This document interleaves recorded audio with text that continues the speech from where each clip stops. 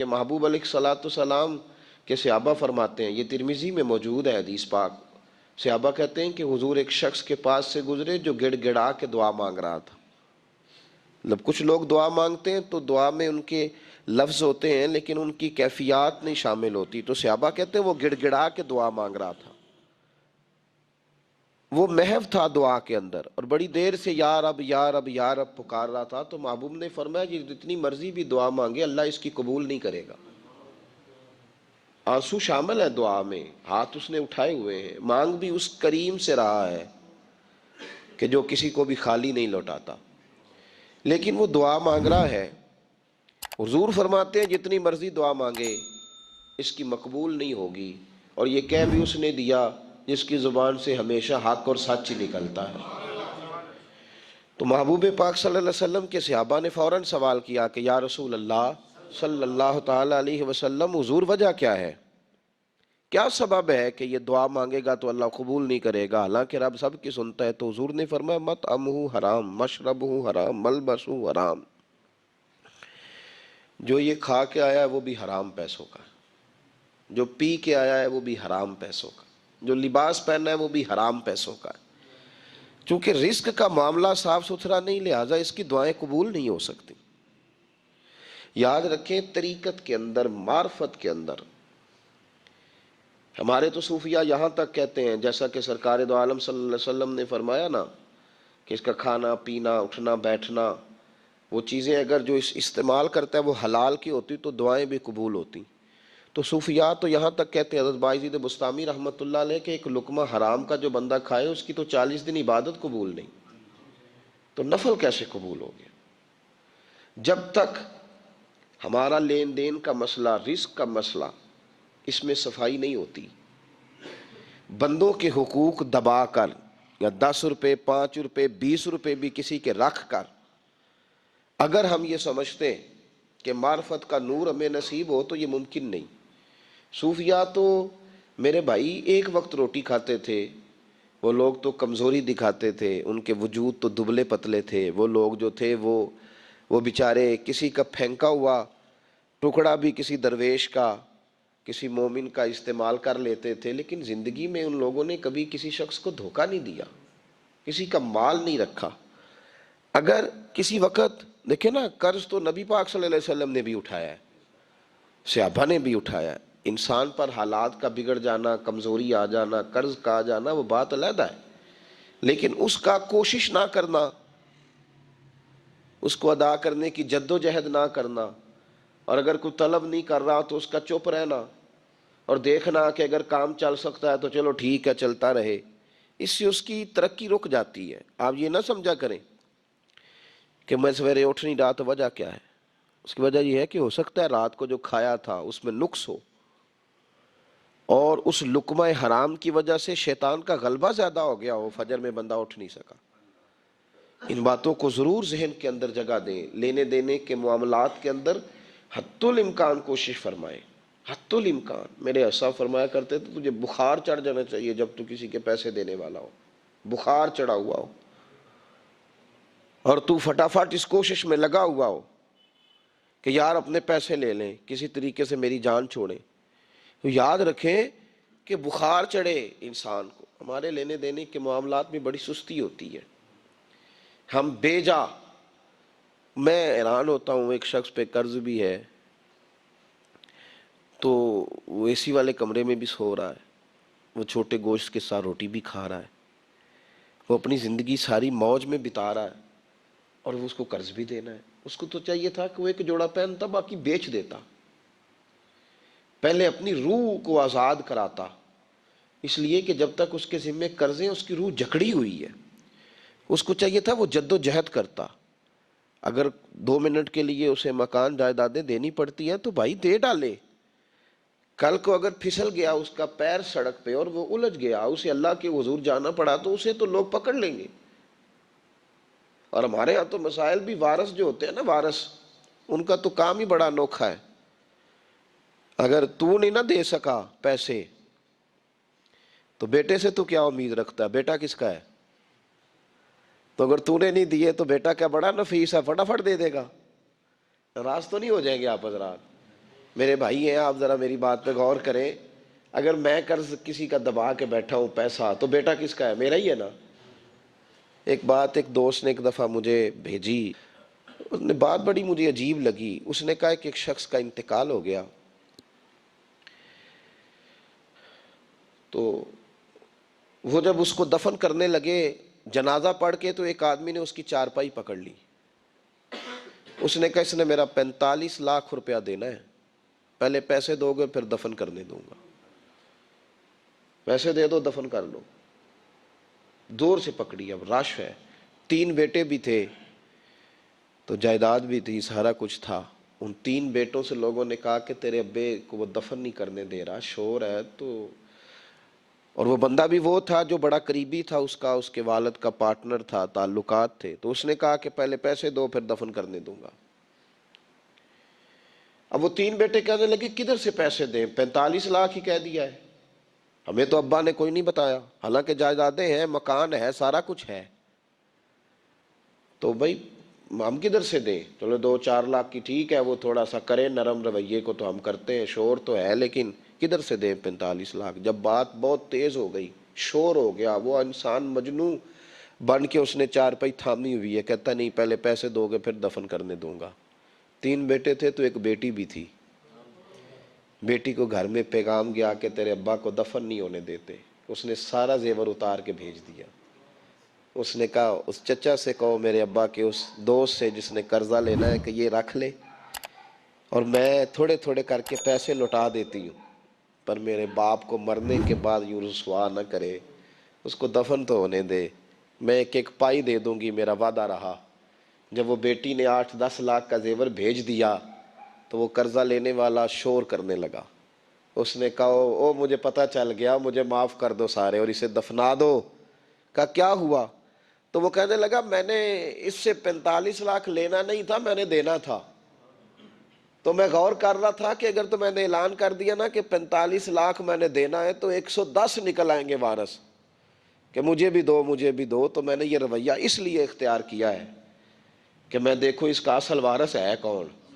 تو اصل وارث وہ بیٹی ہے جس نے اپنے کانوں سے بندے بھی اتار کے بھیج دیے، اور جس نے اپنے وہ شادی والے دن پہننے والے زیورات، پہلی رات کا وہ اس نے زیور بھی سارا اتار کے دے دیا۔ اس نے کہا کہ باپ کا کفن نہ میلا ہو جائے، تو اصل وارث بھی بچی ہے۔ اس نے کہا اس نے مجھے وصیت کی تھی ہر ایک کو نہ دے دینا، میرے اصل وارث کو دینا، تو مجھے اصل وارث مل گیا ہے، اب میں کسی اور کو نہیں دوں گا، اس بیٹی کو دوں گا جس نے باپ کے لیے قربانی دی۔ تو یاد رکھیں جنہ لی تو پاپ کمائے ہو کتھے نہیں تیرے کر دے۔ تو اس لین دین کے معاملات اپنے صاف ستھرے رکھیں، ان کے اندر کسی قسم کی وہ چیز نہ پیدا کریں کہ جو ہمارے لیے بڑی باعث پریشانی بن جائے۔ تو میں یہ سمجھانا چاہ رہا ہوں آپ حضرات کو، اپنے بھی بھائیوں کو، دوستوں کو، کہ کوشش فرمائیں کہ آپ، اور یہ یاد رکھیں وہ میری اماں کبھی کبھی میرے ننھیال سے نا کوئی چیز آتی تھی نا بطور تحفہ کے کسی چیز، تو میری اماں کہتی تھی میرے ماموں سے یا میرے نانا سے کہ بس ٹھیک ہے یہ آپ تھوڑا سا دے جائیں باقی لے جائیں، تو کہتے نہیں رکھ لیں۔ تو اماں کہا کرتی تھی کہ اپنے گھر سے بندہ کھائے تو پھر ہی پوری پڑتی ہے، کوئی دے گا تو کیا اس میں کتنی دیر ایک دن بندہ کھا لے گا۔ وہ کہا کرتی تھی کہ اگر پورا کرنا ہے نا خرچہ تو بندہ اپنی کمائی سے ہی پورا کرے تو پورا ہوتا ہے، اگر کسی کے 10,000 سے آپ سمجھتے ہیں کوئی فائدہ ہوگا تو کچھ نہیں ہوتا۔ آپ کے دست و بازو جو ہمت کر کے لائیں گے اسی سے گزارا ہوگا۔ کسی کا 50,000 رکھ کے کتنا وقت بیت سکتا ہے؟ 1 لاکھ سے کیا مطلب، کیا بندہ کر سکتا ہے؟ تو سہارے نہ ڈھونڈو، خوددار بنو۔ طریقت میں، تصوف میں خودداری، ترمذی شریف کی ایک حدیث ہے مجھے بڑی پسند ہے، میں سمجھتا ہوں یہ حدیث اگر لوگ سمجھ جائیں نا تو بات بن جائے۔ نبی پاک صلی اللہ تعالیٰ علیہ وسلم نے لوگوں سے کہا لوگوں چاہتے ہو کہ تم اللہ کے محبوب بن جاؤ؟ تو صحابہ کے چہرے کھل اٹھے، کہا یا رسول اللہ صلی اللہ علیہ وسلم بالکل چاہتے ہیں۔ فرمایا جو اللہ نے تمہیں دیا ہے اس پہ راضی ہو جاؤ، اللہ کے محبوب بن جاؤ گے، اللہ تم سے پیار کرے گا۔ اور پھر فرمایا چاہتے ہو کہ لوگ بھی تم سے پیار کریں؟ لوگ بھی کریں یا رسول اللہ، دل کرتا ہے۔ تو نبی پاک نے فرمایا کسی بندے کی جیب کی طرف کبھی نہ دیکھنا، جو سامنے والے کی جیب میں ہے اس سے بچ جا، اس کے مال پر نظر ڈالنی چھوڑ دے، لوگ بھی تجھ سے پیار کرنے لگ جائیں گے۔ لوگوں کے مال کی طرف نہ دیکھ۔ آپ رکھ لیں کسی کا 500 روپیہ بھی، وہ کہے گا بندہ ہی نہیں صحیح، میرا 500 کھا گیا۔ یہ مت سمجھے کہ بڑا امیر تھا اس کو فکر ہی کوئی نہیں، نہ۔ ان معاملات کے اندر لوگ کہیں نہ کہیں بول ہی جاتے ہیں، کہیں نہ کہیں بات کر ہی جاتے ہیں، کسی نہ کسی جگہ زبان پھسل ہی جاتی ہے۔ تو مہربانی فرمائیں، مہربانی کریں، آپ اس بات پہ ضرور غور کریں، اور یہ میری اپیل ہے، آپ میرے پیر بھائی ہیں، عزیز ہیں، کہ کوشش فرمائیں لین دین کے معاملات کو 110% صاف رکھیں۔ کوشش کریں جہاں کوئی چیز دینی ہے، خریداریاں بعد میں ہوتی رہیں گی، جائیدادیں بعد میں بنتی رہیں گی، قرضے نہیں ہونے چاہیے، قرضہ نہیں ہونا چاہیے۔ میں ایک بزرگ سے کبھی کبھی ملتا تھا تو میں کہتا تھا حضرت جی حالات کیسے ہیں؟ تو کہتے ہیں الحمدللہ کسی کا دینا کچھ نہیں، الحمدللہ کسی کا۔ تو اس شخص وہ جب بات کرتا تھا تو مجھے یوں لگتا تھا کہ جیسے وہ شخص نعرہ لگا رہا ہے، الحمدللہ کسی کا دینا کچھ نہیں۔ یہ اللہ تعالیٰ کا شکر ہے۔ اور پھر وہ کبھی کبھی یہ بھی کہا کرتے تھے کسی سے 200-250 لینا ہوگا، میں نے دینی کوئی شے نہیں، کوئی کبھی کبھی ٹٹولو گے تو میرا کسی طرف کوئی نکل ہی آئے گا، لیکن میں نے کسی کا دینا کوئی نہیں۔ میرے ایسا فرمایا کرتے تھے ہماری تو طریقت بھی بڑی دلیر ہے۔ میں نے ایک دفعہ کہا حضور نظریہ طریقت کیا؟ فرمانے لگے ہماری تو طریقت بھی بڑی خوددار ہے، ہم مریدوں کا خرچ نہیں کراتے، ہم تو کئی دفعہ مریدوں پہ خرچ کر ڈالتے، ہماری تو طریقت بھی بڑی توانا ہے، نے تو مزاج ہی بڑا انوکھا پایا ہے۔ تو مہربانی فرمائے لینے دینے کے ایک حدیث بخاری میں بڑی مزیدار ہے، بخاری میں، سبحان اللہ۔ اور بخاری شریف قرآن مجید کے بعد امت مسلمہ کے پاس سب سے معتبر کتاب کا نام بخاری شریف ہے۔ نبی پاک صلی اللہ علیہ وسلم نے فرمایا ایک بھائی اپنے بھائی سے قرضہ لینے لگا، ایک دوست اپنے دوست سے پیسے لینے لگا۔ اس نے کہا یار پیسے تو میں دے دیتا ہوں پر کوئی گواہ۔ اس نے کہا غریبوں کے گواہ نہیں ہوتے، میرا گواہ اللہ ہے۔ اس نے کہا کسی کی ضمانت دے دو۔ اس نے کہا میری کون ضمانت دے گا، میری ضمانت میرا اللہ ہی دے گا۔ وہ بات ہو گئی 1000 دینار، اس کو بات بڑی پسند آئی، کہا اللہ کے نام پر تو کہتا ہے، اللہ بھی گواہ ہے ہمارے درمیان اور اللہ ہی ضمانتی ہے، تو لے لے پیسے۔ 1000 دینار دے دیے۔ اب وہ بندہ دریا کے پار چلا گیا، محنت۔ یہ دیکھیں اب اس حدیث سے آپ درس دیکھیں، یہ حکایت نہیں، یہ میرے رسول پاک کا بیان کیا ہوا فرمان ہے۔ اس کی صداقتوں پہ دیکھیں، اور بخاری کی حدیث کے جملے کتنے حسین ہیں۔ نبی پاک صلی اللہ علیہ وسلم نے فرمایا وہ جس نے پیسے لیے بطور قرضہ وہ دریا کے پار چلا گیا، محنت مزدوری کرتا رہا، جب مقررہ وقت آیا تو اس نے 1000 دینار جو وعدہ کیا تھا کہ فلاں تاریخ کو دے دوں گا، اس تاریخ کو اس نے 1000 دینار لیے اور دریا کے کنارے پہنچ گیا کہ مجھے کشتی ملے تو میں اس تک پہنچاؤں۔ لیکن اس نے اتفاق کہ اس دن کشتی کوئی نہ ملی، بڑا انتظار کیا، کشتی کوئی نہ ملی۔ اس نے ایک لکڑی لی، لکڑی کو اندر سے پھاڑا، موٹی لکڑی ہوتی ہے نا بانس کی طرح، اس کے اندر سوراخ بن جاتا ہے، جگہ بن جاتی ہے۔ اس نے اندر سے اس کی کھدائی کی، اس کے اندر اس نے 1000 دینار رکھا اور ایک رکا رکھا کہ بھائی میں پہنچنا چاہتا تھا لیکن مجھے کشتی نہیں ملی تو میں 1000 دینار رکھ رہا ہوں، جس رب کی ضمانت پر میں نے لیے تھے مجھے امید ہے رب تجھ تک پہنچا دے گا، مجھے امید ہے اللہ پہنچا دے گا تیرے تک، مجھے امید ہے رب پہنچائے گا۔ یہ کہہ کہ اس نے اس کو بند کیا کسی کپڑے کے ساتھ اور بند کر کے دریا میں ڈال دیا۔ اب وہ انتظار کرنے لگا، وہ جو شخص تھا وہ بھی کنارے آیا کہ آج اس کا وعدہ ہے، اس نے آنا ہے۔ دینے والے کو ٹینشن ہوتی ہے تو میرے خیال ہے لینے والے کو بھی بہت زیادہ ہی ہوتی ہے کہ آج لینے۔ وہ آ گیا کنارے پہ کہ آج پیسے آنے، لیکن کوئی شے نہ آئی۔ ایک لکڑی بہتی ہوئی آئی تو اس نے اٹھائی لکڑی کا، چلو پیسے نہیں ملے تو ایندھن تو ملا ہے نا، گھر جا کے لکڑی جلا کے روٹی تو پکائیں گے نا۔ وہ لکڑی اٹھا کے گھر لایا، گھر لا کے جب اس کو چھیلا، توڑنے لگا کہ ٹکڑے کر کے اس سے آگ جلاتا ہوں، اس نے کھولی تو اندر سے رکا بھی نکل آیا اور 1000 دینار بھی نکل آیا۔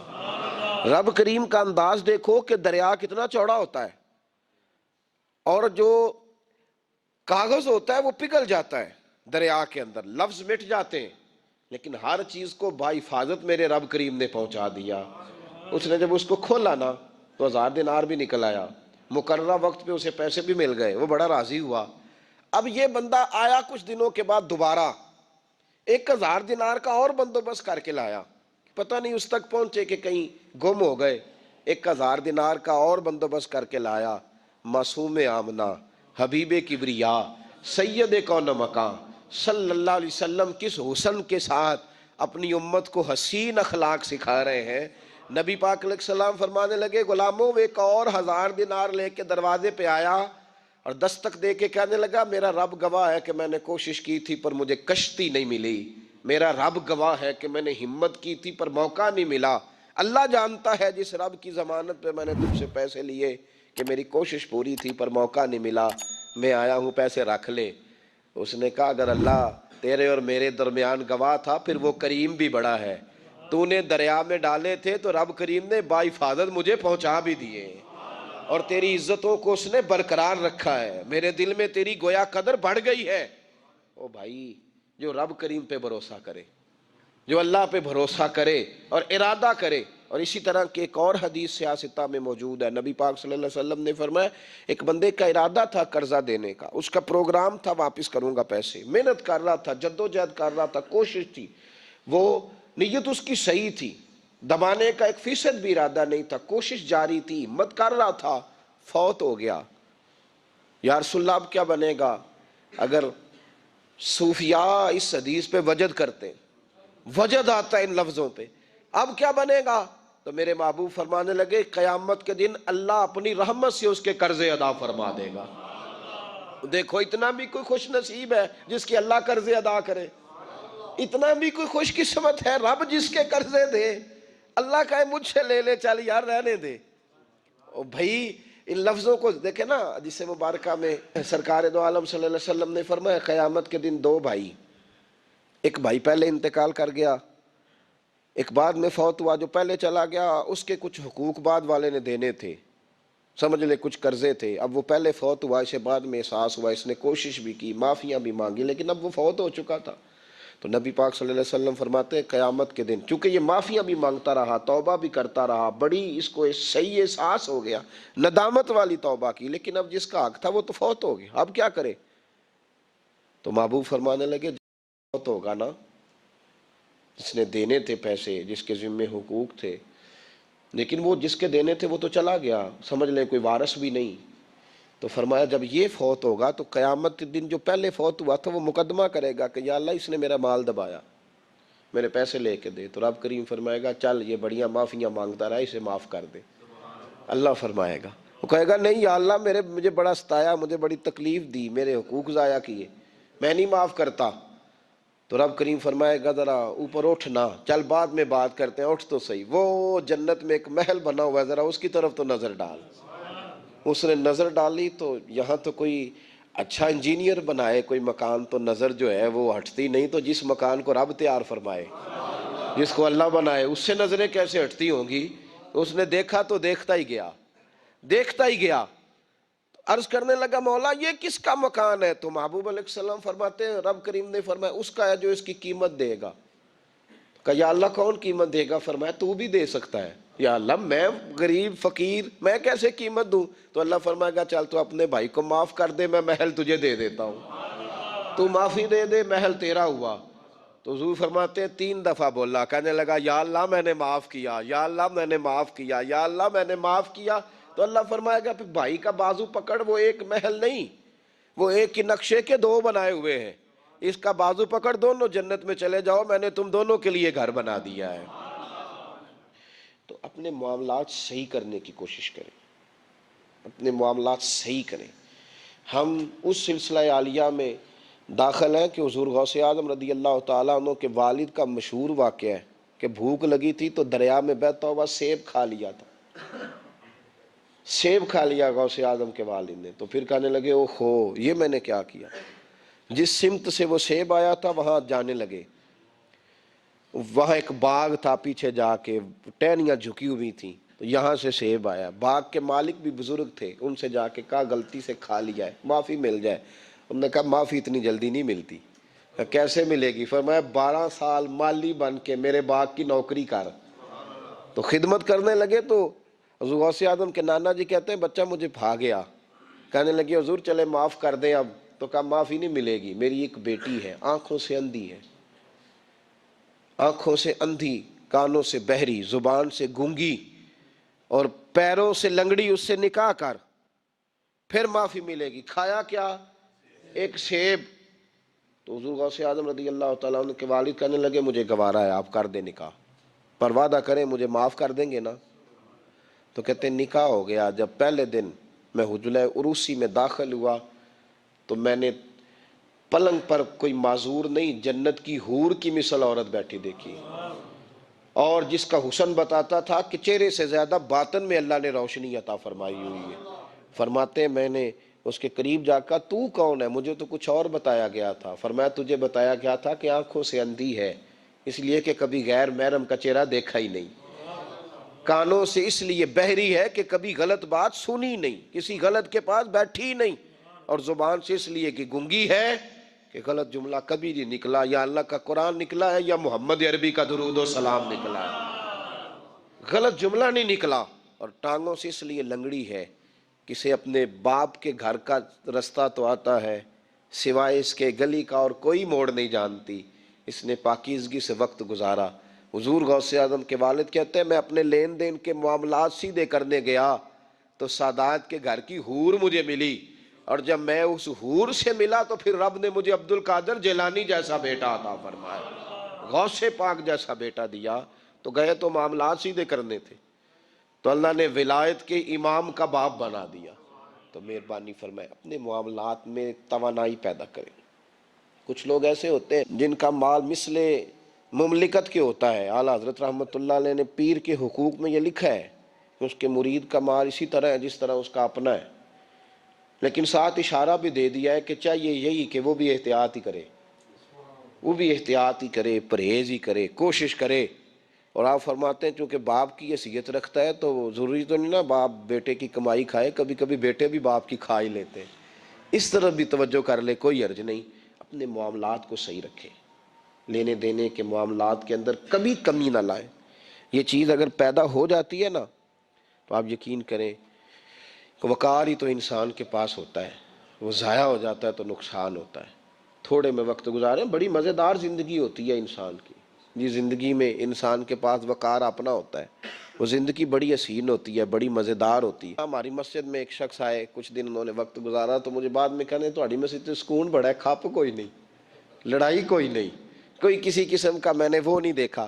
آپ یقین کریں یہاں 4 اساتذہ کام کرتے ہیں اور کئی سالوں سے کرتے ہیں، ہم نے کبھی استادوں کی لڑائی بھی نہیں ہونے دی، ورنہ مدرسوں میں جھگڑے چلتے ہیں۔ تو مجھے کہنے لگے جی یہاں لڑائی کوئی نہیں۔ میں کہ اس واسطے کسی کو مالدار بندہ چیئرمین ہی نہیں بنایا کہ جو کہے کہ یہ کیسے ہو گیا، یہ کھانسے کیوں ہیں، یہ اٹھے کیوں ہیں، یہ بیٹھے کیوں ہیں۔ یہاں اللہ نے حسن اس لیے دیا ہے کہ الحمدللہ یہ ایک کونا تو ضرور ہے لیکن اللہ نے بڑا سکون عطا فرمایا ہوا ہے۔ تو یہ اس وقت ہوتا ہے جب آپ کسی سے کچھ لیتے ہیں تو پھر آپ کو اس کے نخرے بھی برداشت کرنے پڑتے ہیں، پھر آپ کو دیکھنا بھی پڑتا ہے، اس کے آنے پہ کھڑے بھی ہونا پڑتا ہے۔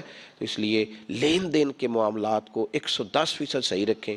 یہ میری وصیت نہیں آپ حضرات کو، اس کو میرا حکم سمجھیں، حکم سمجھیں اس کو۔ اور آپ قطعی طور پہ میری پیر بھائیوں سے گزارش ہے کہ لین دین کے معاملات کو چھوڑ دیں سارا کچھ، اللہ بڑا کریم ہے۔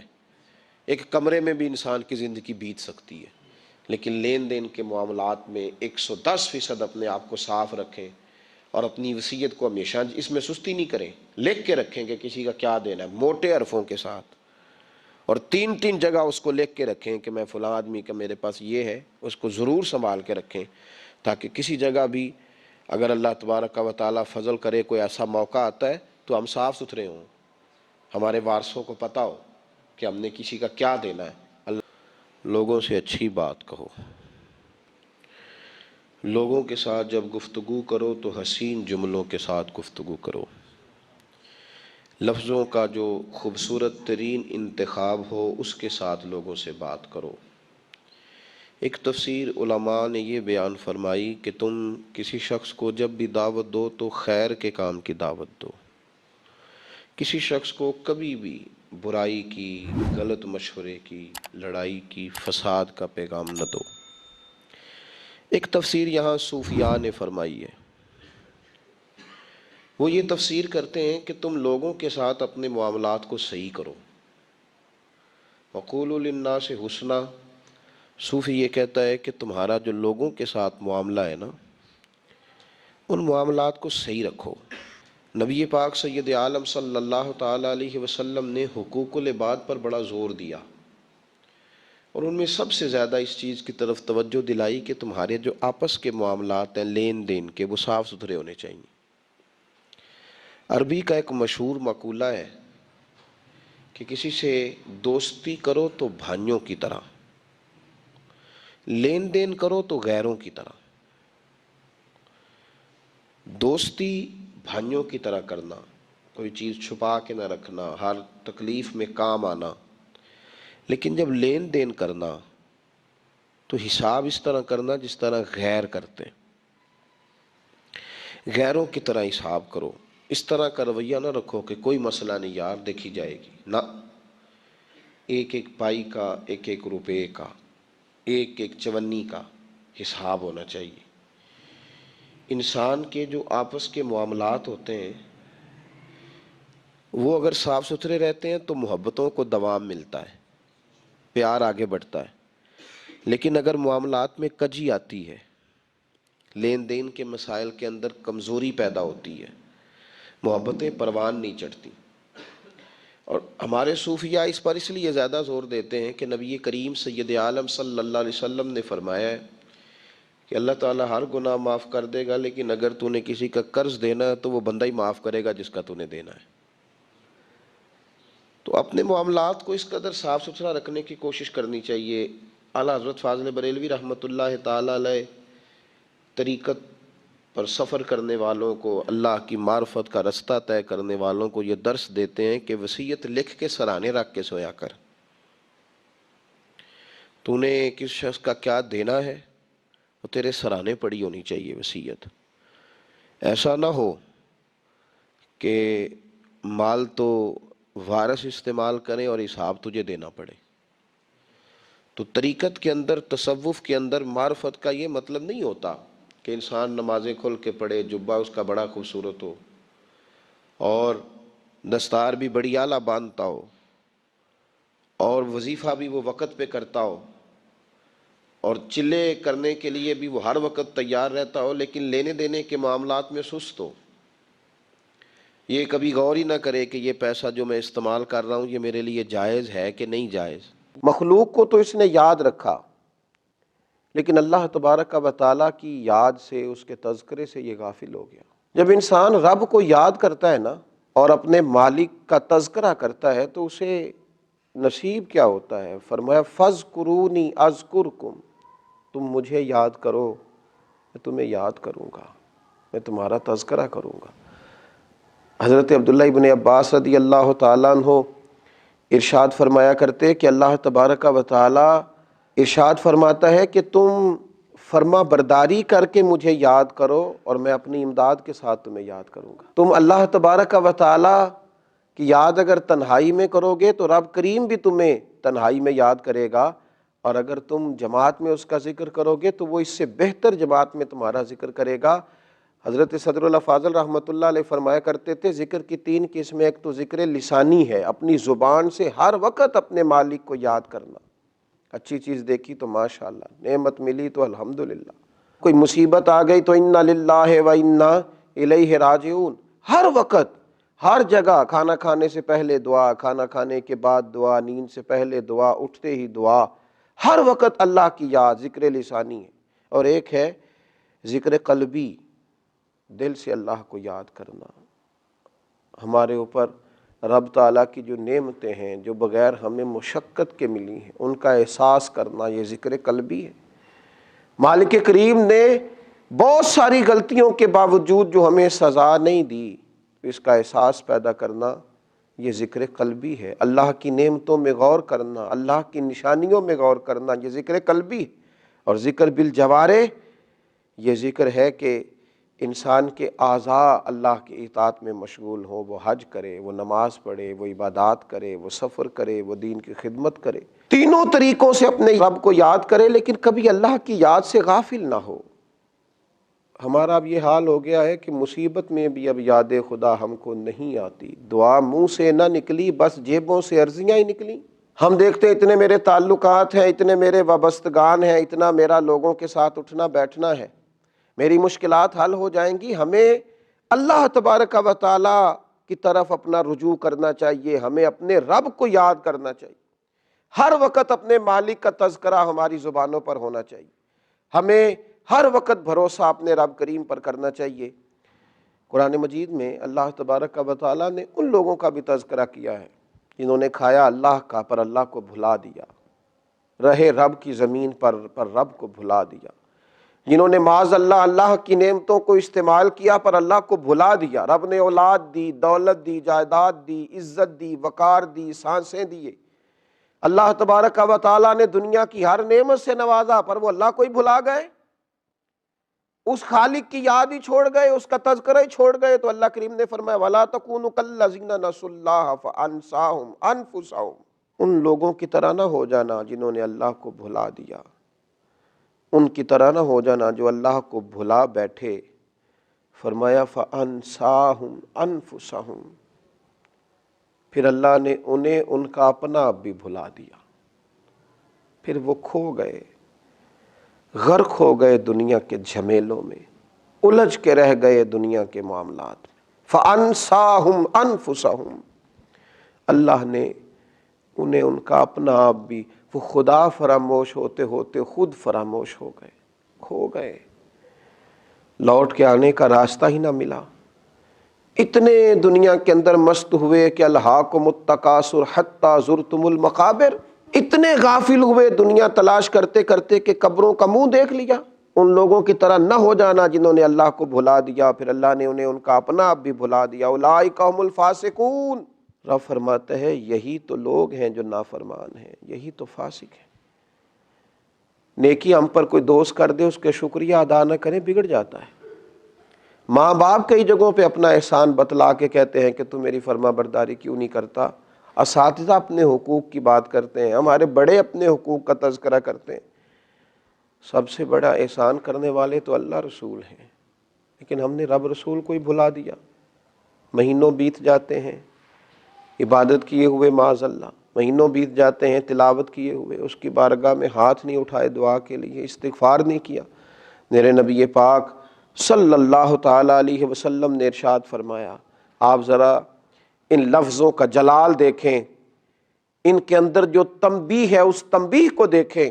امام طبرانی لکھتے ہیں کہ رسول پاک صلی اللہ تعالی علیہ وسلم نے ارشاد فرمایا کہ اللہ تبارک و تعالی ارشاد فرماتا ہے ابن آدم بے شک جب تو مجھے یاد کرتا ہے تو میرا شکر ادا کرتا ہے، اور جب تو مجھے بھول جاتا ہے تو پھر تو میرا انکار کرتا ہے، پھر تو انکار کرتا ہے اپنے رب کا جب تو بھول جاتا ہے۔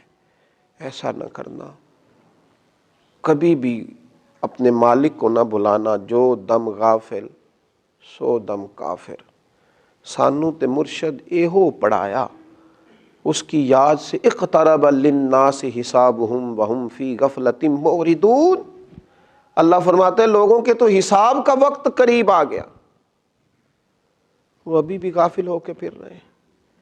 نسیان خالق کبھی نہ کریں، اپنے رب کو کبھی نہ بھولیں، اس کی یاد ہو، اس کا تذکرہ ہو، اس کا نام لیا جائے، اس کے لیے تسبیح پڑھی جائے، اس کی بارگاہ میں سجدے کیے جائیں، اپنے مالک کی بارگاہ میں بار بار پیش ہو کے کہا جائے تو ہی ہمارا رب ہے، تو ہی ہمارا مالک ہے، تو ہی ہمیں معاف کرنے والا ہے، تو ہی درگزر کرنے والا ہے۔ اس کی بارگاہ سے عافیت کا سوال کیا جائے۔ اللہ میرے نبی کریم علیہ السلام کی ساری امت کو اپنی یاد کی توفیق دے، اور اللہ تعالی ہم سب کو غفلت سے محفوظ کرے۔ آخر دعوانا ان الحمد للہ۔ دل کرو ٹھنڈا میرا ہو چاند سا، دل کرو ٹھنڈا میرا ہو چاند سا، سینے پہ رکھ لو ذرا تم پہ کرو درود، سینے پہ رکھ لو ذرا تم